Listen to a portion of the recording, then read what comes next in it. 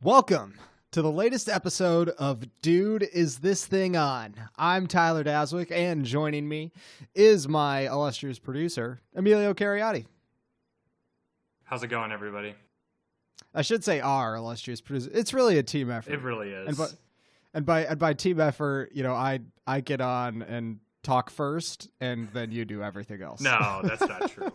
That's not true. You got the ideas. You're the face guy on a faceless podcast. Yeah, it's a tough job. Yeah, if it wasn't for you and that beautiful, beautiful ginger face of yours, I don't think we would be as popular as we are today. Did you know that we have 6 views across our 3 videos? That's almost 2 per view. That is 2 per view. Man, and there's two people on the show. I sometimes dream of like getting a Pulitzer Prize in criticism for this podcast. We'll get there. Yeah. We'll be the next Siskel and Ebert. Yeah, I think that's an easy goal. We don't want to shoot too high. No, I don't. You know? I don't want to overstep my bounds either, but I think we're going to be bigger than Jesus Christ and the Beatles. But I don't want to oversell us. Hey, we have a great show for the listener today.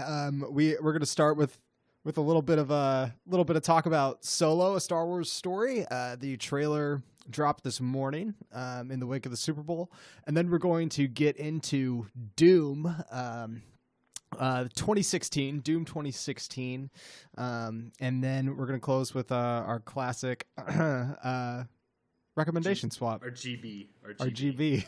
Yeah, we were going to do a DP for double producer, which is both of us, and then we were going to put in our input. But that didn't. Apparently, the sponsors didn't like that much. So we're going with GB, which is something everybody likes. We have no complaints about our GB at the end. Our GB is very well received. Yeah, definitely. I think our GB is probably the most popular thing that we do. Tyler and I, our GB, at the end. It's a crowd pleaser. It is. Definitely. We draw in a big crowd with the GBs. Not so much the DPs. The DPs are a little more niche. Yeah, I feel like they are. I feel like not everyone's into it, which is fine. You know, different strokes for different folks. I'm a GB guy. Some people are DPs. So, love you, Mom. All right, yeah. Okay. All right. I got it. I'll shut the fuck up. Okay. So listen, man. So last night, during the Super Bowl, we finally. Not watch. I'm running into more people who didn't watch the Super Bowl. I think their numbers go down every single year. It's just the only reason people tune in anymore for the commercials and the halftime show. Everyone wants to see a little Janet Jackson action. Yeah. But, you know. She did not appear, for the record. Surprisingly. Yeah. I feel like they should have done some sort of throwback to that since JT was singing. Anyway, yeah, commercials, Super Bowl. Yeah, no, they did. I did see on Variety that it was the lowest rated Super Bowl in 8 years, I think. Yeah, kind of I think everyone in the country kind of has bigger fish to fry right now. Right. Stock market just crashed.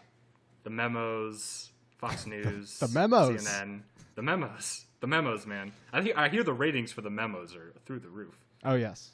Yeah. Well, listen, the Super Bowl this year was kind of the territory where all of these production companies decided they're going to drop all kinds of trailers. So we got Mission Impossible, we got a Cloverfield movie that like surprise released on Netflix right after the game. Mm-hmm. The Rock has yet another disaster movie coming out called Skyscraper. I didn't even see that. I had no idea that was happening. Dude, it looks like a movie you'll bring some cheap beer to. I'll be honest. I don't know if I'll sneak that into the theater. Yeah. I'm gonna have to be lit to watch another Rock disaster movie. I guess. Fuck.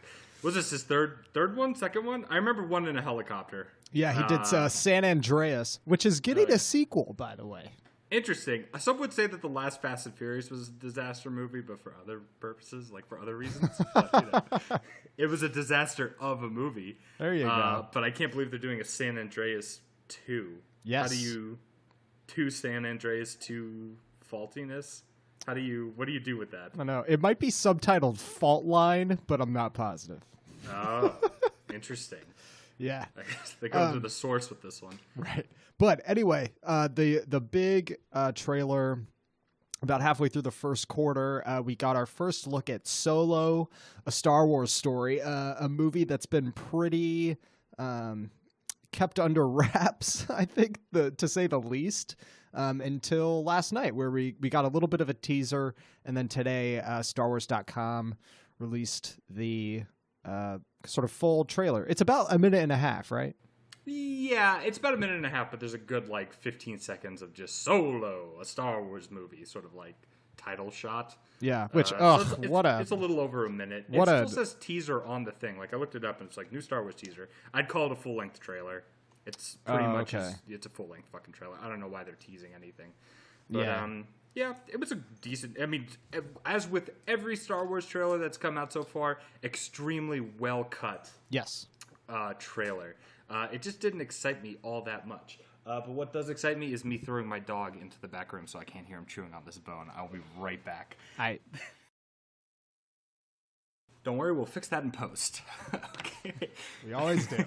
Yeah, we always do. That's what the producer does. Fix his goddamn dog.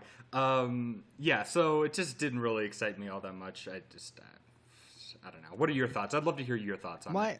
My impression of it is this, and it was very strong with the teaser during the game, and then it was unfortunately confirmed. I just don't know if they have a movie yet.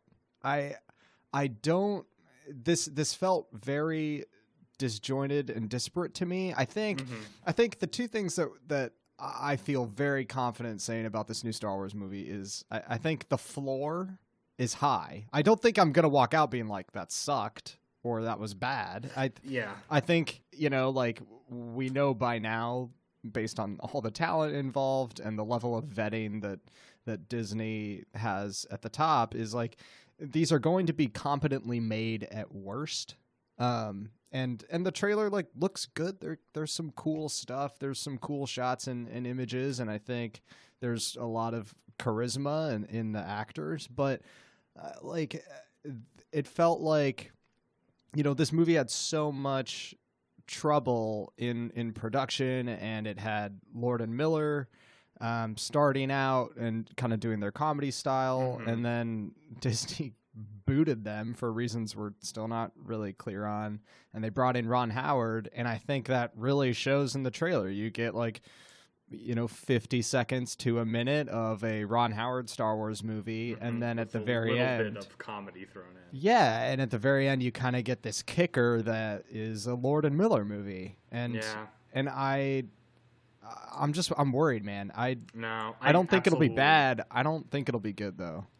Man, I don't think it's gonna be good, personally. I think, well, first and foremost, Star Wars fans have been begging for a fucking Solo movie for 30 years now, 40 years now, right? It's just been asking for it, and every time Star Wars fans get exactly what they ask for, they fucking hate it. So I'm just already expecting them to fucking hate this movie, and I'm just gonna have to hear a bunch of complaints and stuff like that when this movie comes out. So just knowing that off the bat, especially experiencing the last two Star Wars films, the last one just came out, and then Rogue One, which I did not like at all seeing it in theaters, and much to my surprise, a lot of people really liked it, and then a couple months later it started tanking and people started hating on it, and I feel like this movie isn't even going to get that.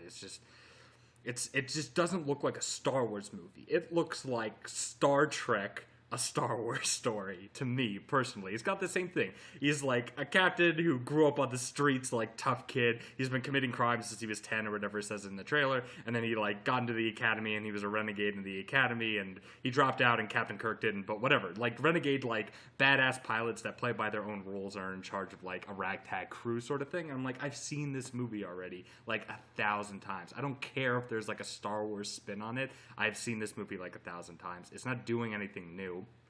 We talked about in, I think, our very first episode, the Star Wars episode, the Last Jedi just didn't take any risks, I felt personally, and I definitely don't think this one's going to take any risks at all. And I just feel like it was very fan servicey, which I'm not necessarily against. You know, every once in a while you need something to throw a bone to the fans, but when you get an entire movie of just winks and nods for people to be like, aha, I get it, hoo-hoo, I get that too, it doesn't turn into like a worthwhile experience for me. I don't know. And then Donald Glover's in it, which some people really like, and other people I've heard don't really like all that much either. I don't know. What's your take on? Man, well, first of all, I think The Last Jedi took tons of risks, and that's why people hate it, but not the point. I think Donald Glover looks like he could be the best part of the movie. I think he has such a easy, in the sense that it comes easily to him. He has such an easy charisma to him now, and I have high expectations for him, and he's the only part of this movie I have high expectations for. Yeah, I mean, I'm in. I think he's kicking ass right now. I think Atlanta is awesome. I think his music is really good too. Yeah.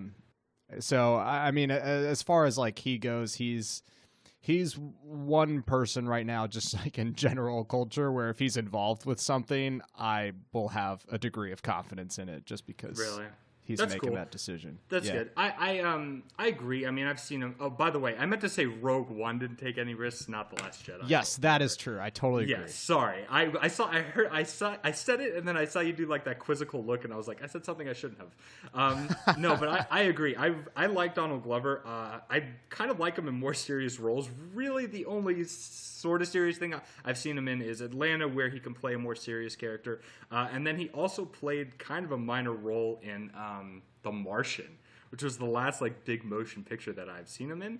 So yeah, honestly, he's the only thing that really excites me. I feel like he was kind of cast because it started becoming like an internet joke of like, oh, Donald Glover should be like Lando Calrissian. Doesn't Donald Glover look like young Lando Calrissian?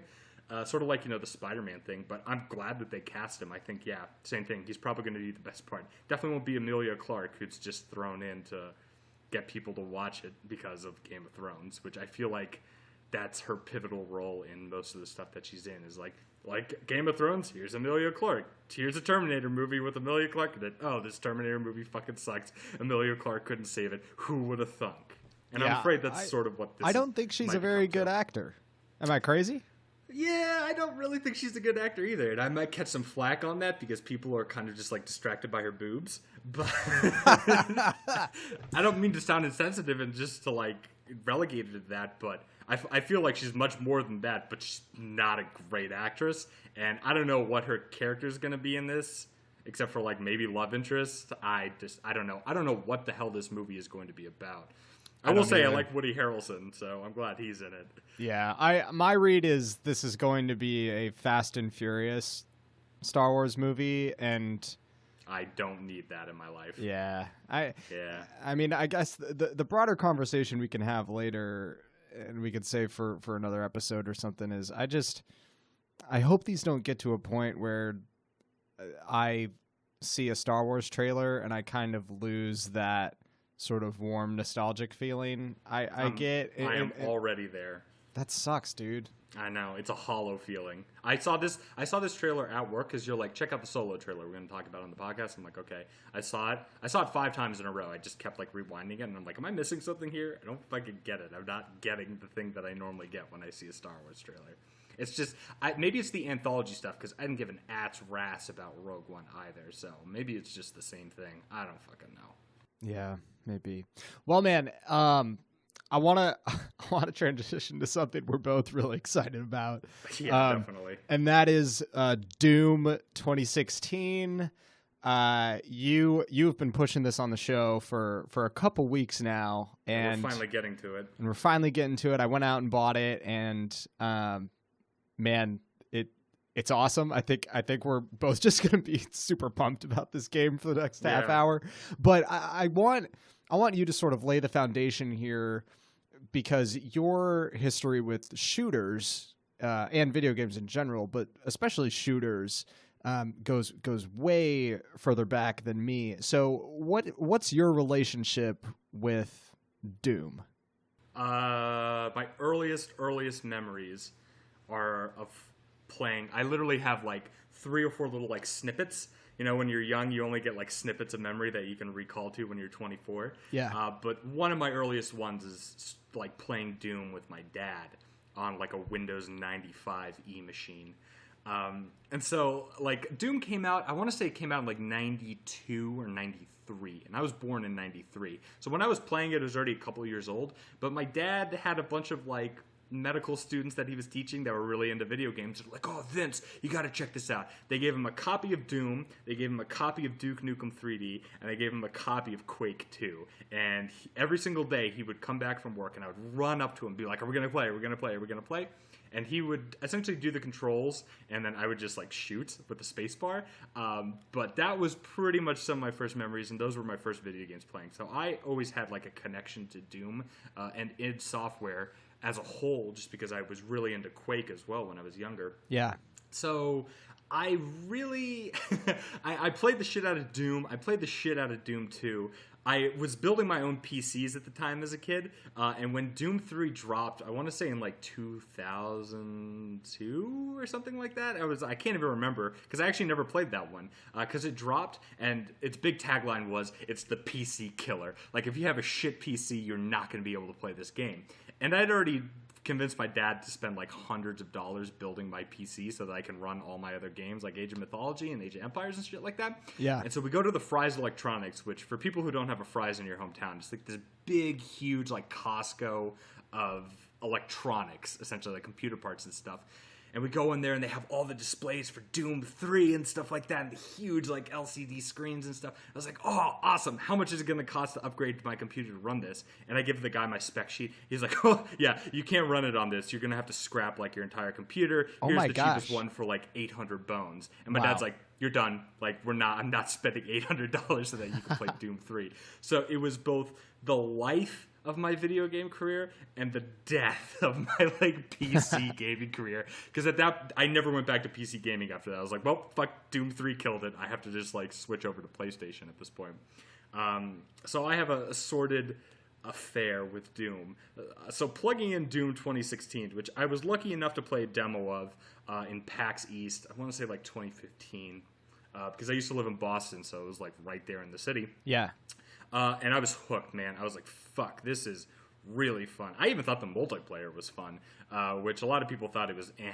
But essentially, Doom 2016 is a current like reimagining of what a Doom game would be with like current gen specs and stuff like that. It's the same style of gameplay. It's the same style of like storytelling, if you could do that, air quote storytelling, because there's not much of a story. Right. Because if you played the original Doom, there wasn't a fucking story. The story you got was like little tidbits in between loading screens, essentially. Yeah. And it's as fast paced as those types of games were, like rudimentary first person shooters were, except in the modern age, which pretty much since like the early days of FPSs, like your Wolfensteins and stuff, we really haven't gotten that. You got a little bit of it with the New Order, but it wasn't as like pronounced as it is with this, where and you can back me up on this, the point of the game is don't stop moving. You stop moving, you fucking die. Right. You have to just keep pushing forward.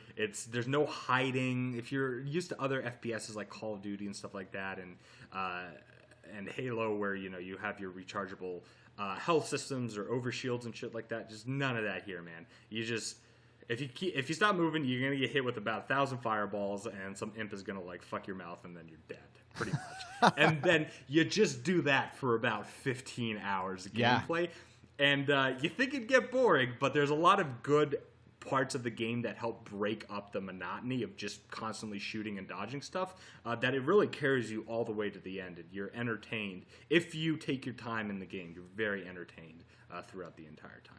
Yeah, I'm really curious. We're gonna pivot this conversation because I kind of want to hear a little bit more about how Doom separates itself from other modern shooters like Call of Duty or Battlefield or whatever.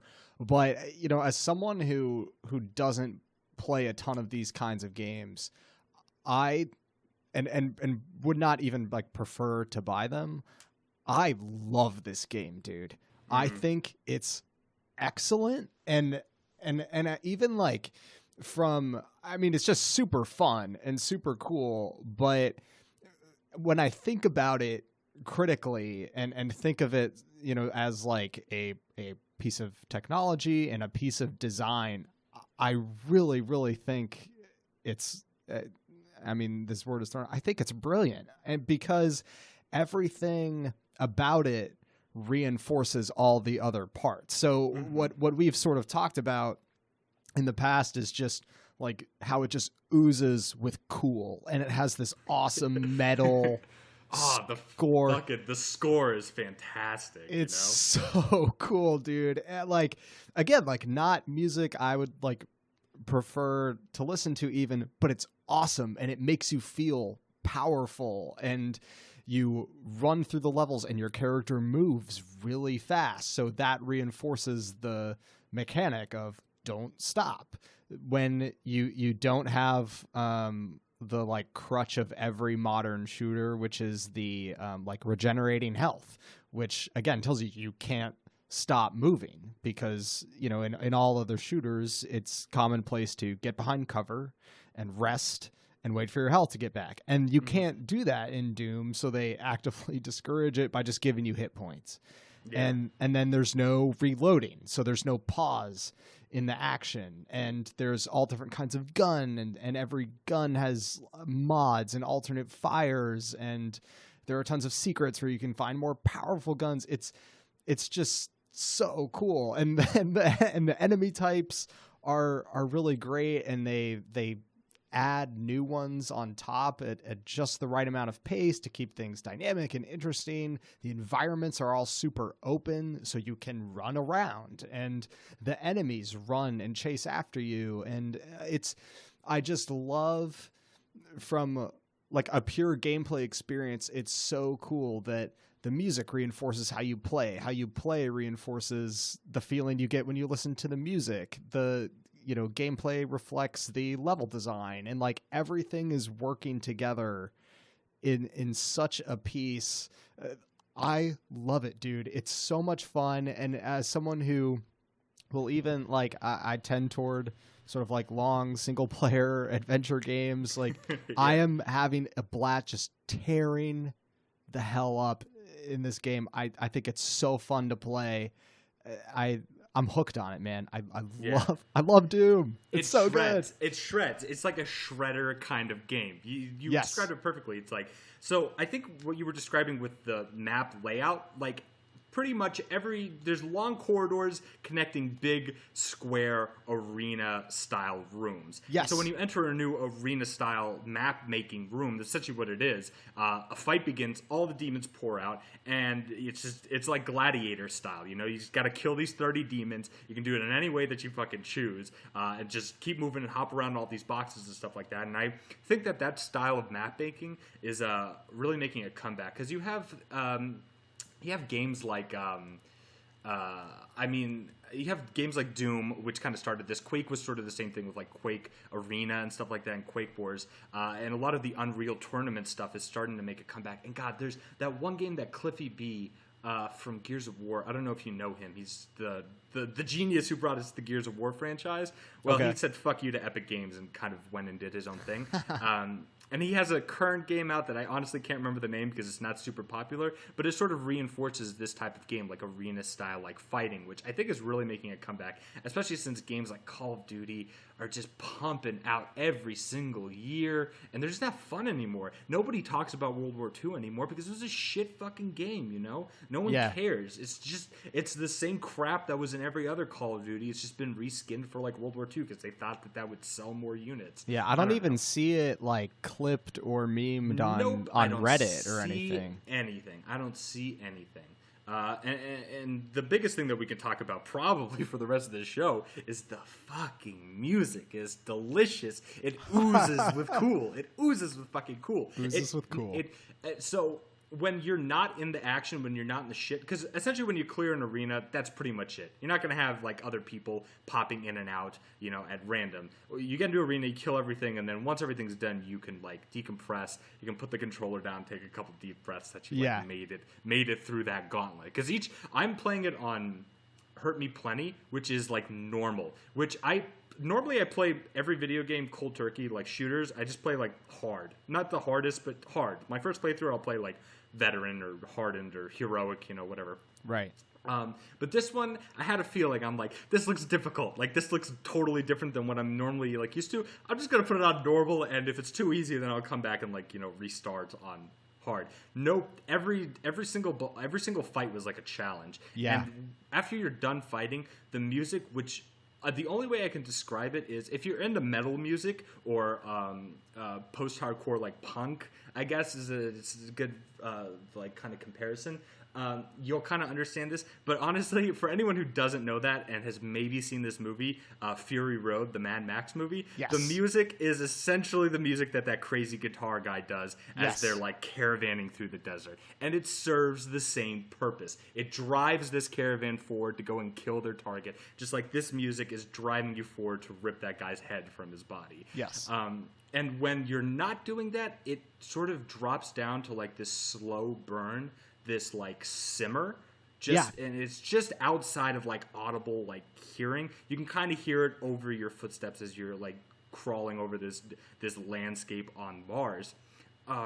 But shit you not, the second a demon pops into view, it just picks right back up, dude. Right. And it's just telling you like kill, kill, kill, kill, kill. Fuck that guy, kill that guy. Fuck that guy, kill that guy. Just over and over and over and over and over again. And goddamn, dude, it's perfect. It is fucking the cherry on top.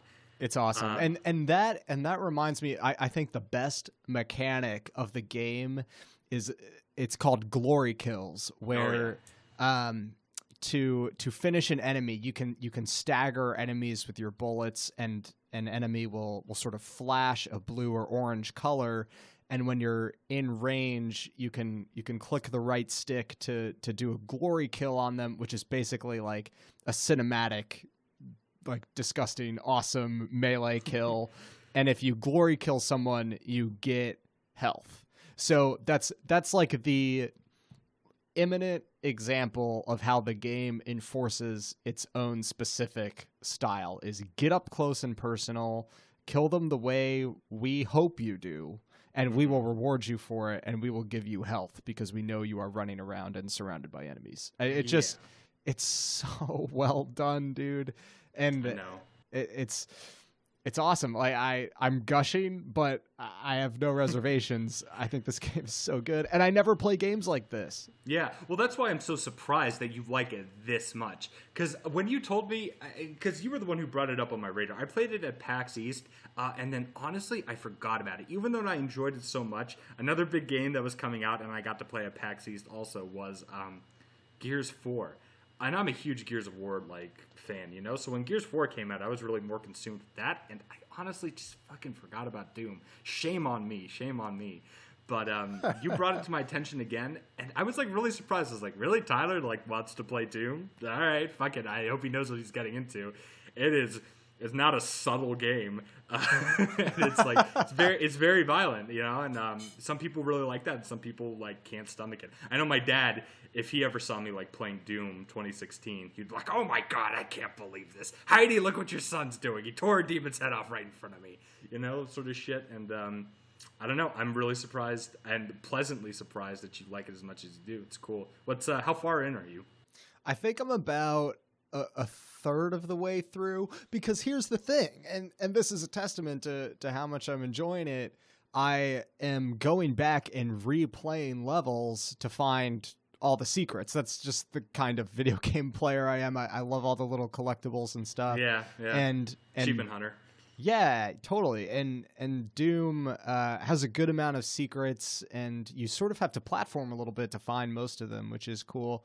But I mean, even the parts where I have to enter those sort of arena-like rooms that are full of demons, I'm just diving right back in. I love it. I look forward to those parts too, and and even walking through these levels for the upteenth time because I can't find the right switch that opens the right hatch. Yeah. It's awesome, and it's super rewarding too to not use a guide, and you can upgrade your suit in certain ways that will help you find secrets. And I poured a bunch of upgrades into that. Yeah, you put a bunch of chips into it. Yeah, that was the first thing I upgraded too, actually.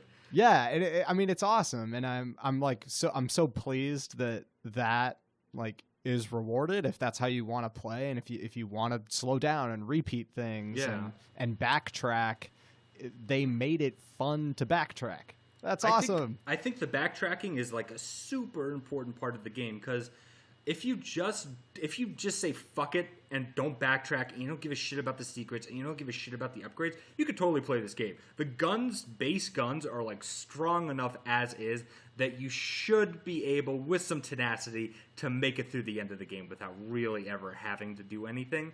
But if you do that, I feel like you're just gonna get fucking bored. Because I mean, it does get very repetitive, even with all the different monsters and stuff like that, and every arena is different.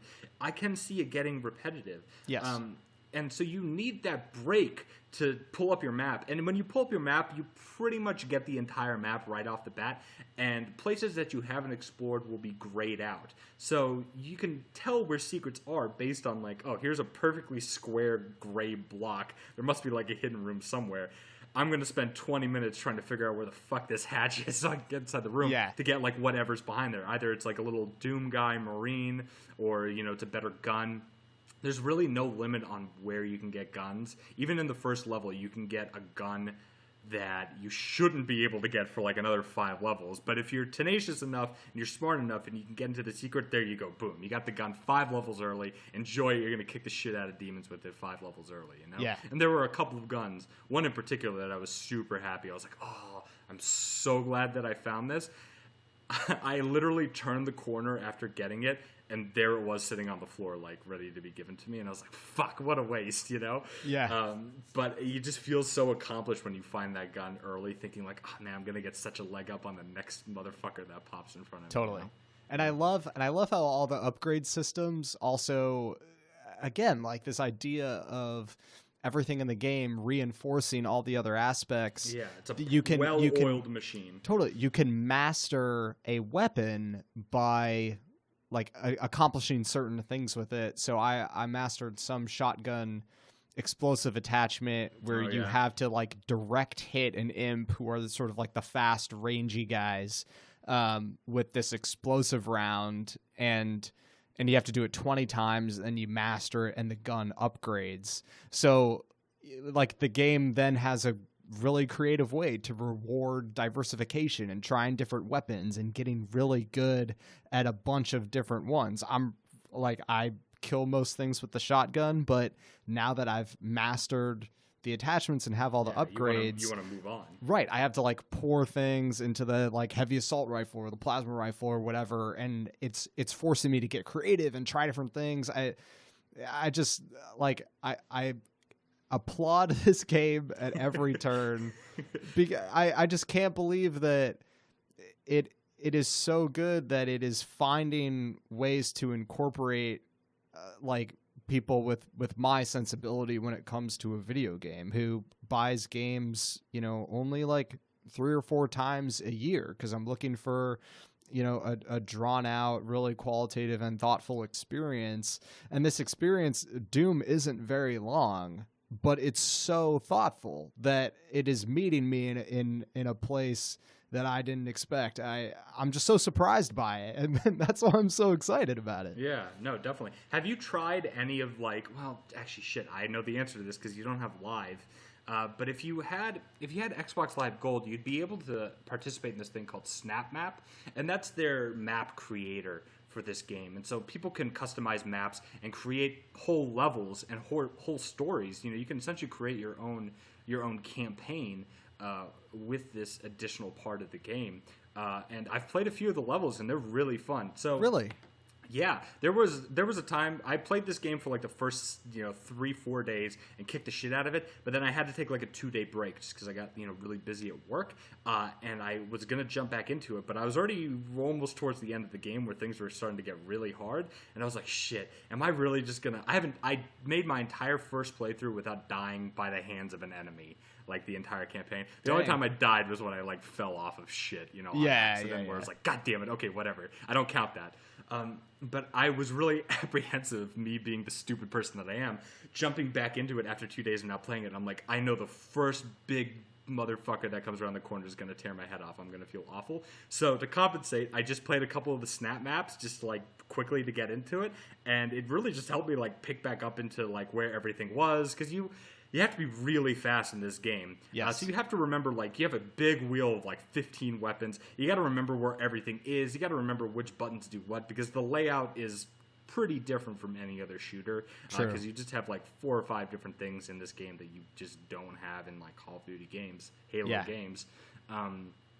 And it really helped me like get back into the swing of things, and it was just cool. Like there was thousands upon thousands of like user submitted maps and campaigns and just like multiplayer maps and shit like that. It was super cool, man. I'm glad. Like leave it to these guys. I mean, these guys like pioneered id Software, pretty much pioneered the first person shooter. And then you have Bethesda, which some people may not like currently. They're going through like some user hate, but Bethesda, which has this storied past of usability and creatability and mods and stuff like that, and whether or not you agree with what Bethesda's doing with their mods for like Fallout 4 and stuff like that, they have that history of letting content being created by the user in order to feed into the machine to keep it running and going, people coming back to it over and over again. And this is just a very well executed version of that. I wish it got more like rep than it really does.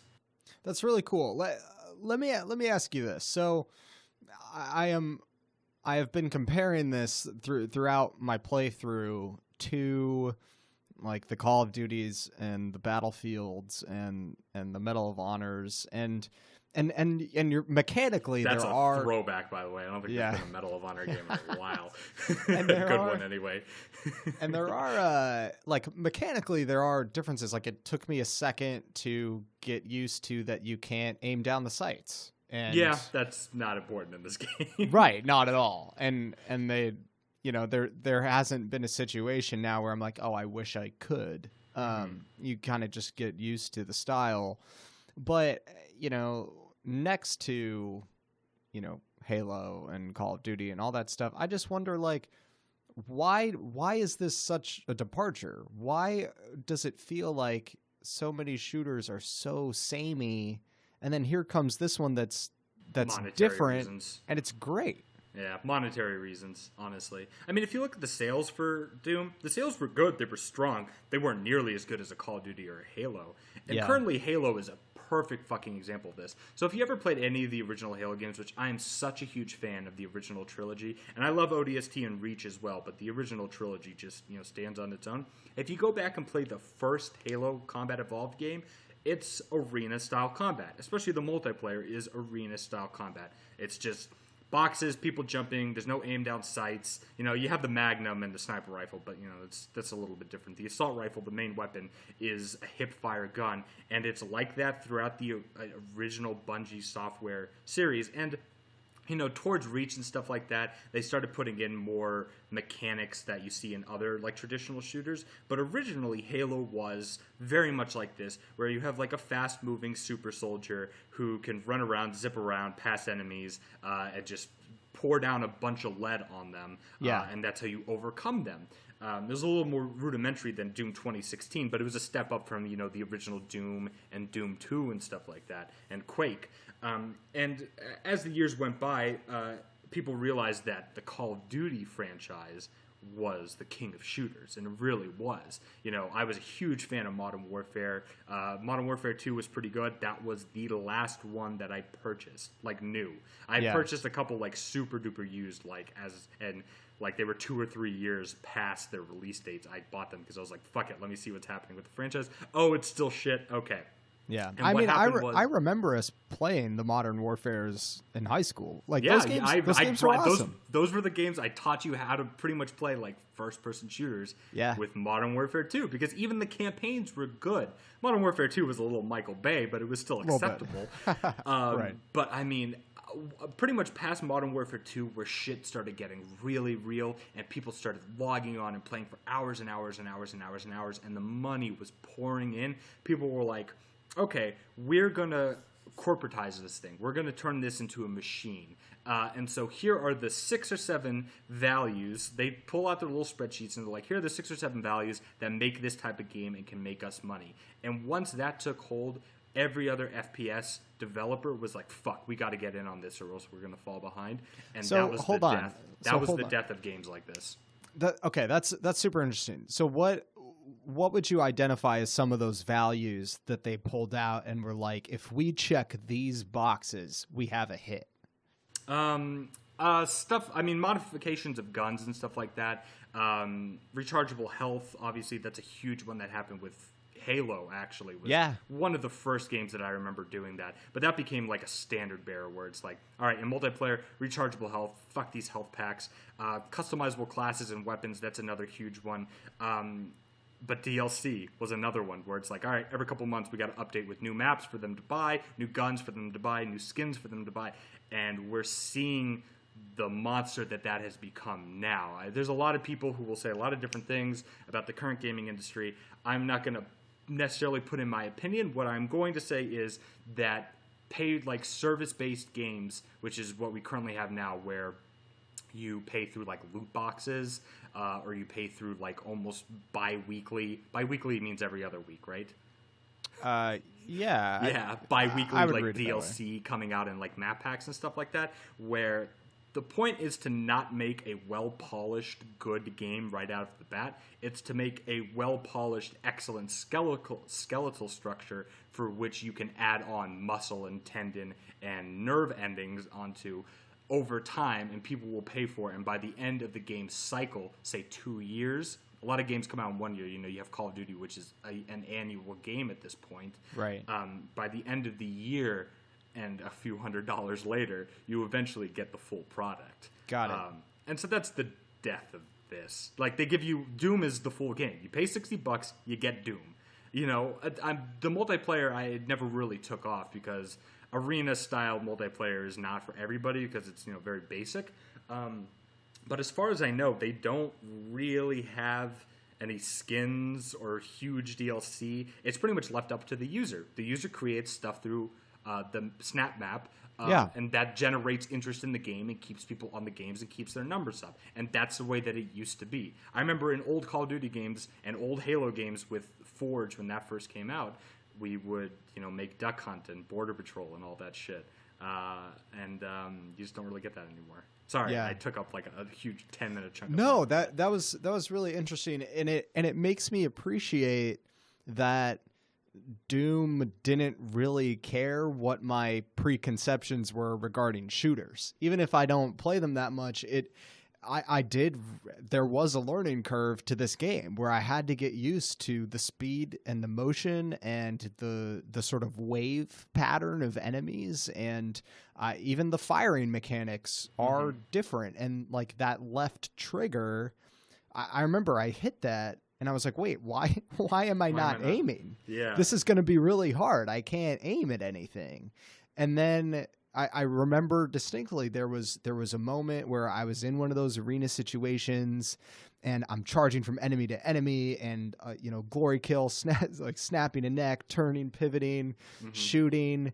And there was, like a fireball like flew over my shoulder from somewhere behind me. And I did, and there's no quick 180 mechanic in the game, but I essentially did a quick 180 and my reticle passed over a red barrel and I squeezed the trigger, exploded, and I killed the last 3 enemies of the area, and that music let up, and it was that revelatory moment of, oh my gosh, I got it. The game has taught me how to play it, and now I'm good at it. And I'm not like a very skilled Doom player, but I felt good at it. And you feel powerful. Totally. And that's the sign of I think a really awesome and unique game where I started wading through this foreign territory, being like, gosh, this is so disorienting. How am I going to get through hours of gameplay? And now I feel, even though I'm probably not that good at it, I feel good at it. And what better thing can you say about video game mechanics? Like, it's awesome. And so that sort of history and like industry dynamic that you laid out really, really makes me appreciate that about Doom. Yeah. I mean, knowing the history of where that franchise came from and what it meant to so many people, because every single person that is involved in making video games, I wouldn't necessarily say every single person, because we're kind of going through a generational shift where the old generations, like the John Carmacks, who were the founder of id Software and created Doom, they're sort of being replaced by our generation now. But for a lot of the people that made like the original Call of Duties, that made the original trilogies of Halo and stuff like that, they were sitting in their college dorm rooms playing Doom. And the music that helped influence our games, and the level like layout and stuff like that, and just the coding. Like, I know people that would rip code from Doom, open up the source code and just pretty much learn how to design, how to make games just by doing that. And that's just had such a huge impact on the gaming industry that people really just don't realize anymore. A lot of kids a little bit younger than us, their first games were Black Ops, which I feel fucking bad for them. Crazy. Because Black Ops is okay, but it's definitely not like the best Call of Duty. It's definitely not the best shooter ever made. It's just mediocre. It's formulaic, and I like breaking the formula, and that's what Doom is. It is a breaking of the formula. It's everyone at id Industries, id Software, going like, fuck the status quo.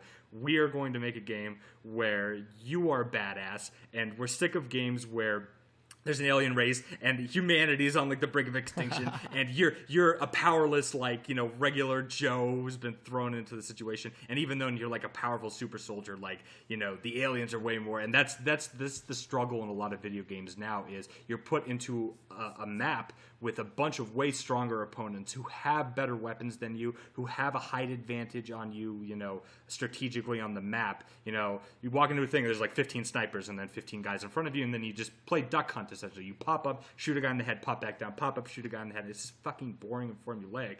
They make you the badass in this game. You walk into a room and the door shuts behind you and there's a quarantine and the only way out is forward, and though you aren't trapped in the room with those demons are trapped in the room with you. Yes. And they're gonna fucking pay.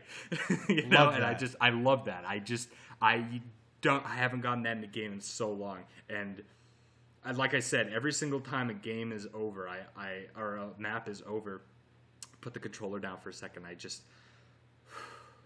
exhale and I'm like, that was fucking cool. And the music is just like humming in the background, waiting for me to keep going. Yeah, that's awesome. Hey, that's Doom. I bought it for like $25. Yeah. It's so worth it. I go out and get it wherever you buy video games. Seriously. Yeah. Can't recommend it enough. Amazon's selling it for $25. If you have Prime, you don't have to pay for shipping. I don't have Prime, so it would have been $5 extra. So if you want on demand, you can go to the Xbox Live Store. You can pick it up for $30 even.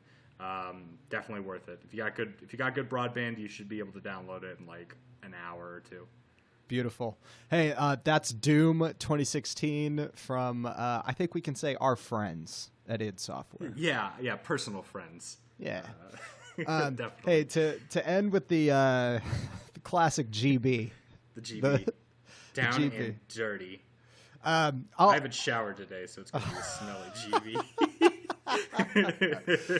GB. I'll go first. Mine is pretty quick. Cool. So I just kind of on a whim started this docu-series on Netflix called The Toys That Made Us. It is a 4-part series, 45-minute episodes, and each one is about a different childhood toy. I think 1 to 4, I think it goes Star Wars, Barbie, He-Man, and G.I. Joe. And And that's pretty much it. Each one is sort of the history of the toy. It tells you a little bit about the origin story of each one, a little bit of the business decisions behind them.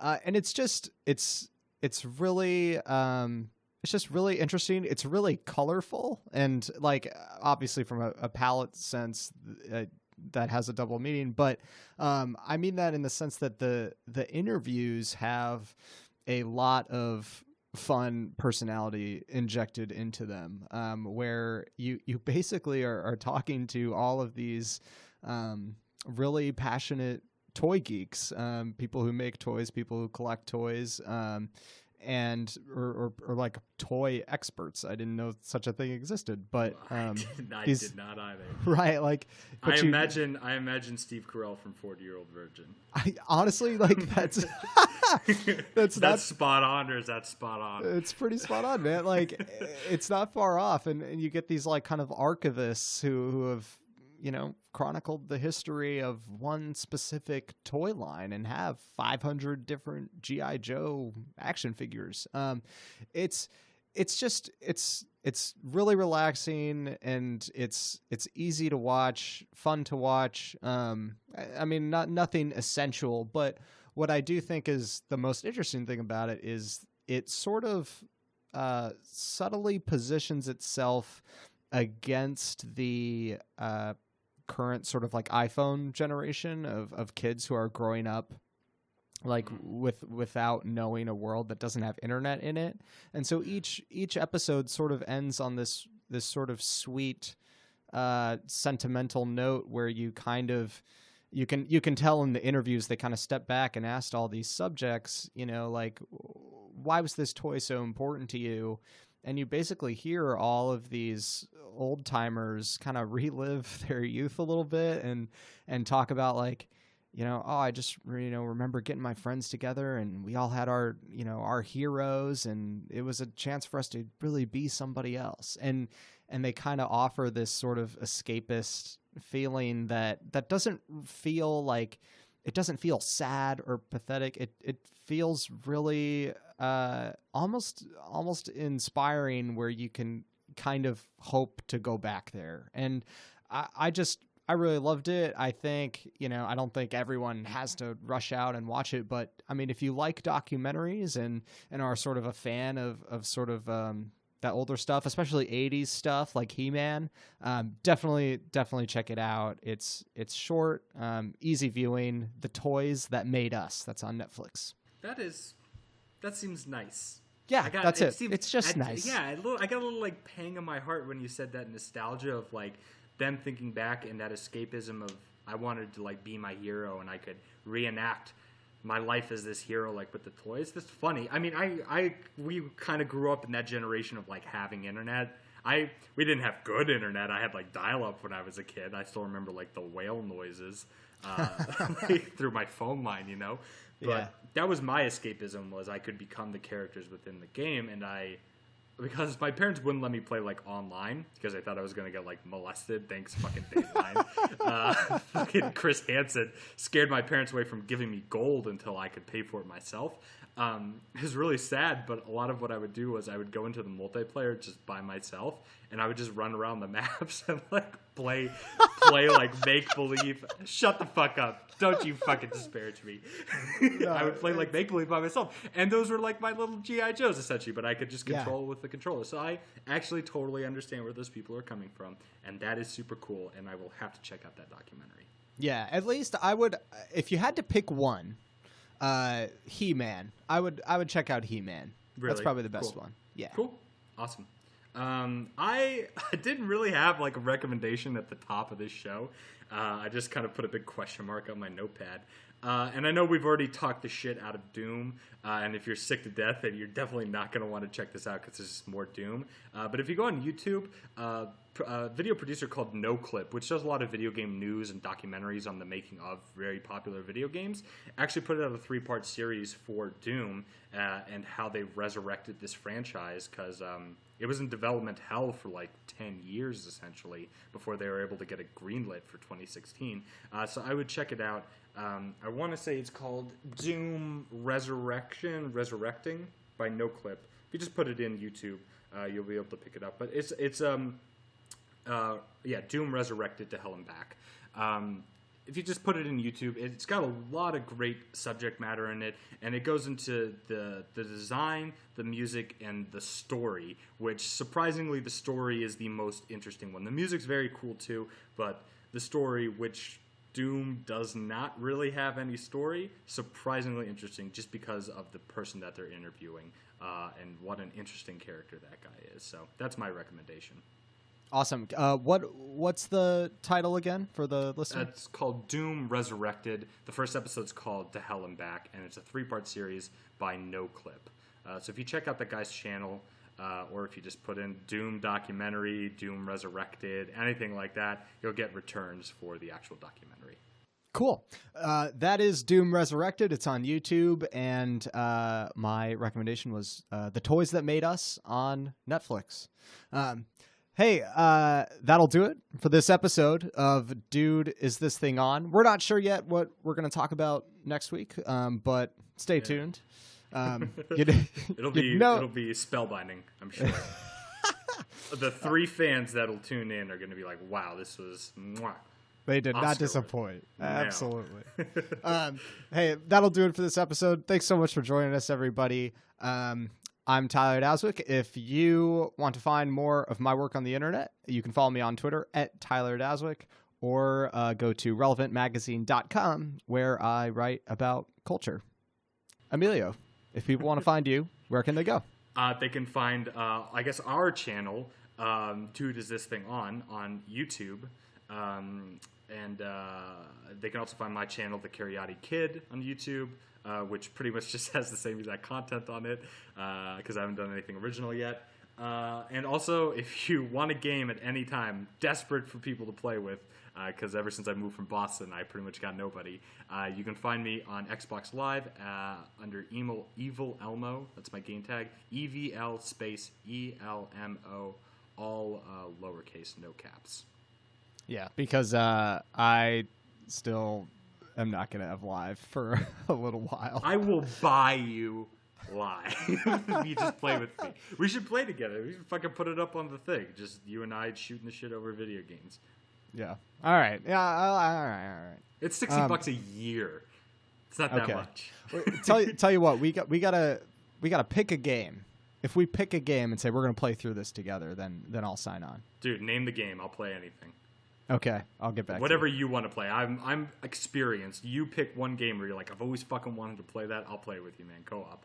Okay, sweet. Right. I'll let you know. All Locking it in. Yeah. Pencil. Hey, thanks so much for joining us, everybody. I'm Tyler Daswick. He's Emilio Cariotti. We'll see you next time. See you next time, guys.